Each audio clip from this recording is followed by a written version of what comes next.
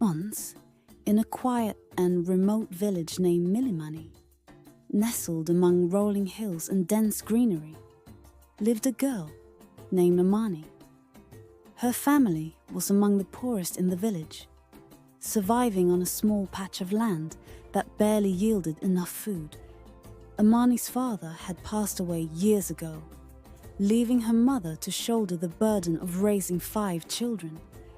Despite their struggles, Amani carried a quiet determination in her heart. She dreamed of going to school, of learning to read and write, and of someday changing her family's fortunes. The nearest school was many kilometers away in the neighboring town of Kijiji. School was a luxury in Milimani. Most children stayed home to work in the fields or help with chores. But Amani begged her mother to let her attend.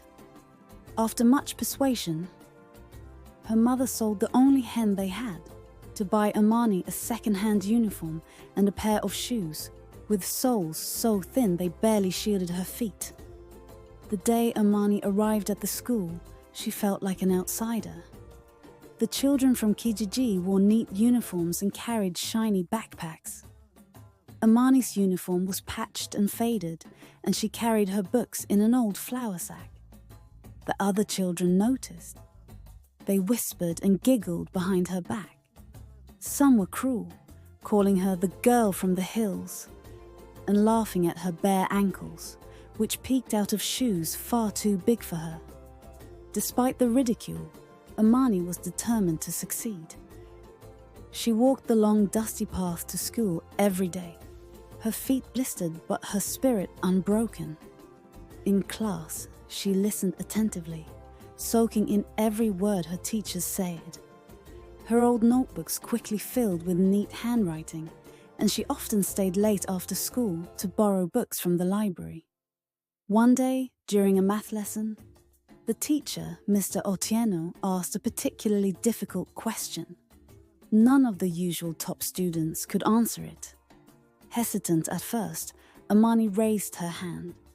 Her voice was soft but steady as she explained her solution. The room fell silent. Mr. Otieno smiled broadly and declared her answer correct. From that day on, he began to notice her talent and took a special interest in her progress. Word of Amani's brilliance spread.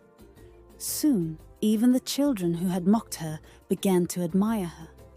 She tutored her classmates, who marveled at her patience and clarity.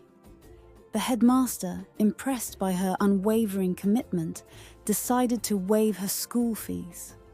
One year, the regional school competition was announced. It was a prestigious event where students competed in academics, arts, and sports. Amani was selected to represent her school in the essay competition. She poured her heart into her writing, drawing from her life in Milimani, the struggles of her family, and her dreams of a better future. When the results were announced, Amani had won first place. The entire school erupted in celebration, and the once-forgotten girl became a local hero. Her victory caught the attention of a visiting journalist who wrote a feature about her for a national newspaper. The article reached a philanthropist who offered Amani a scholarship to one of the best schools in the city. Saying goodbye to Milimani was bittersweet, but Amani knew this was her chance to break the cycle of poverty. Years later, Amani returned to Milimani, not as the poor girl who had once been despised, but as a successful doctor. She built a clinic in the village and ensured that every child, regardless of their background, had access to education and health care. The hills of Milimani, which had once echoed with the laughter of children mocking her, now echoed with the pride of a community transformed by one girl's unyielding determination.